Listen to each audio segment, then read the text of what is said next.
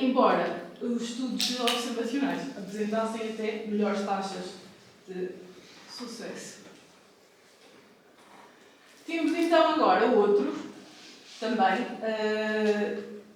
como os fibrados, que são agonistas do receptor ativado pelos peroxisomas, mas temos outros de nova geração, que é este, o Seladelpar, nome comercial, Livdelzi, que teve uma aprovação acelerada o ano passado pela FDA e uma condicional na União Europeia em fevereiro deste ano.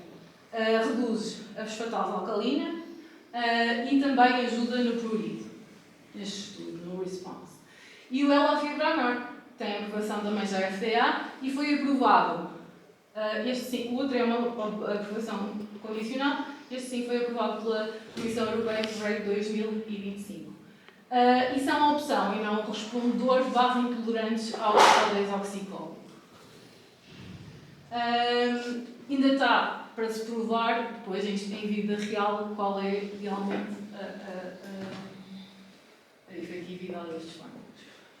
No tratamento sintomático dos doentes, sobretudo, o que nos preocupa mais é o prurido. O prurido, então, passa por indicação de primeira dos cortantes dos ácidos biliares, a colestiramina, mas pronto, tem uns efeitos secundários, os doentes não toleram bem. É preciso ter cuidado pela interação com os outros fármacos e tem que se dar sempre com um espaçamento de 2 a 4 horas, por causa das interações medicamentosas. Se os doentes não toleram, podemos tentar a rifampicina entre 150 a 300 mg por dia, mas monitorizando sempre a hepatotoxicidade. Ou então, naltrexona, com a sertralina, com efeitos a nível central sobre o prurido e, mediante os estudos prévios do bezafibrado, também considerar um tratamento por causa da sua eficácia antipruriginosa. Em desenvolvimento ou uso restrito estão estes medicamentos, que é um inibidor da absorção biliar dos ácidos, ileal dos ácidos biliares, que é o Linexibad, que pronto, parece ser promissor, mas ainda não está disponível. Ou então, aqui os agonistas dos receptores opioides K, que é difenyliquifalina, desculpa, que é uma já provada e usada, mas com pouco sucesso, na doença renal crónica, com muitos efeitos adversos. Ajuda no prurido, mas dá muita sedação, disforias, muitas alterações. E outros tipos de medicamentos estão ainda em ensaios. Para a fadiga, não temos terapêutica específica, até porque, mesmo em doentes pós-transplantados, mantiveram a fadiga. Não se sabe bem porquê, mas crê-se que pronto, o que pode melhorar a fadiga é tratar as várias componentes. Ou seja, se o doente tem sintomas depressivos, tentar tratar essa depressão, tentar melhorar o prurido, tentar que ele consiga dormir melhor, fazer alguma atividade física, ou seja, especificamente para a fadiga não temos nenhum tratamento. Pronto. No olho seco, as lágrimas artificiais e, se baixa a resposta, pode-se tentar a ciclosporina oftálmica, mas também sem grande evidência. Na xerostomia, há uns substitutos de saliva nas farmácias, ou então, no caso da pilocarpina, também com alguns efeitos. Depois, no seguimento de comorbilidades e medidas gerais, devemos, como todas as doenças crónicas, fazer as vacinações, hepatites A, B, influências pneumocócica, abstinência alcoólica e tabágica, seguir as comorbilidades, como as doenças autoimunes associadas, e a fazer a terapêutica propomizada para as mesmas, monitorizar sempre, então, as transaminases, fosfatidilcolina, GMGT, a bilirrubina total, as plaquetas, pelo menos 6 em 6 meses, as vitaminas A, D e o tempo protrombina anualmente e uma TSH anual.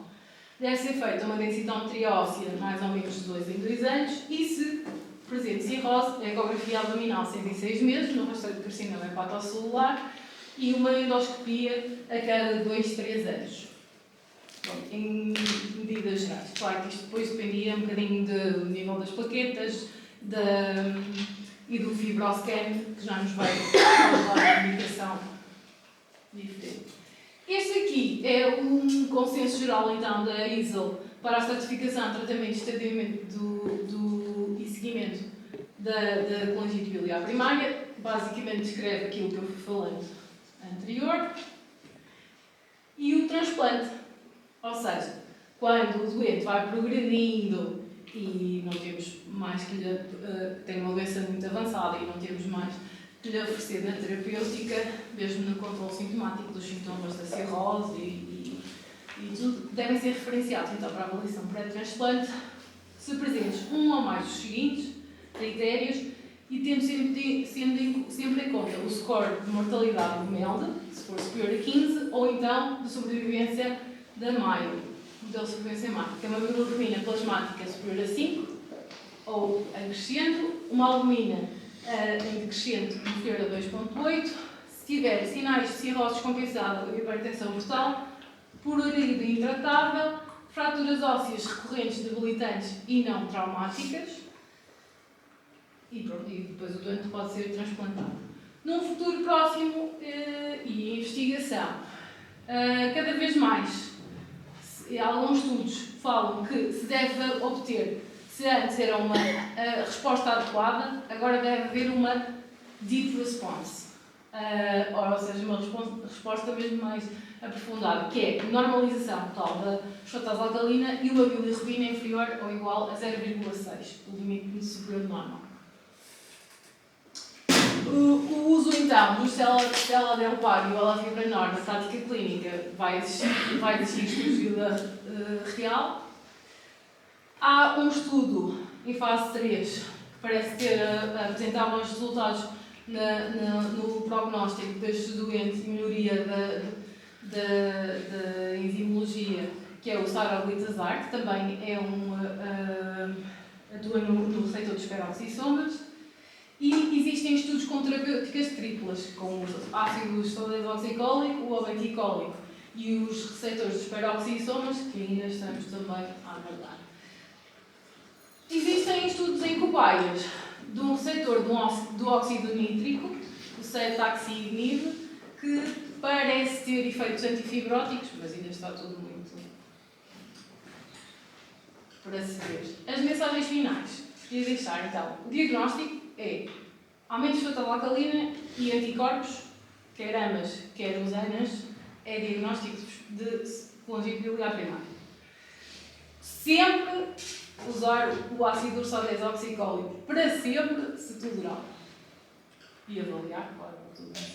Se a resposta subótima, pensar então em terapêuticas secundárias, os imunossupressores clássicos não têm papel na colangite biliar isolada e dirigir o tratamento sempre para os dois pilares, a terapêutica e a qualidade de vida.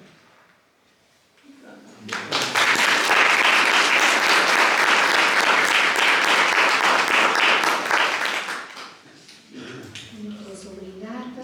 Não sei se há alguma questão a colocar. Posso? Obrigado pela sua apresentação, muito sistemática. Quero fazer uma pergunta.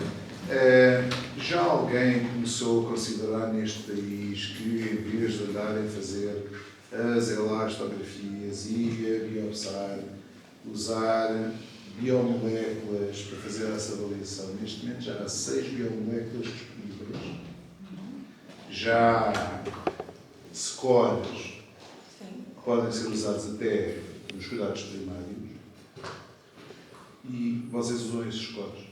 Sim, os scores podem ser usados, ou neste caso usa-se um bocado o APRI, por exemplo. E o FIB4 também. Só que isso leva sempre, tem sempre indicação, para já, de fazer pelo menos a elastografia. Mas a natureza acha que era importante Mediante que nos cuidados primários se comece a usar sistematicamente pelo menos o FIP4. Sim, eu acho que seria uma boa. Agora, lá está. Estamos a falar também de preços, não é? Mas Sim, mas isso são precinhas, Mas são transaminases são fáceis de discussão a partir de análise dos cuidados comum. primários fazem um hemograma e Sim. transaminases. Não, Sim, não é sim, isso, sim. mas pode não ser indicador do grau de fibrose, não é? Porque nós O temos FIP4 extrapola Vai-nos muito dar que, se for superior, não é? Sim. Que Esses ganhos tem uma são- maior probabilidade. Podemos chegar depois à conclusão que não é? Mas pelo menos esses doentes são referenciados. E isso já está nas indicações Certo. que se Mas devem o que é fazer. certo é O que problema é que não se faz. nós estávamos a pensar Muitas vezes. também, se alguém preenchesse a tal linha lá em cima, Sim. começámos a expressar o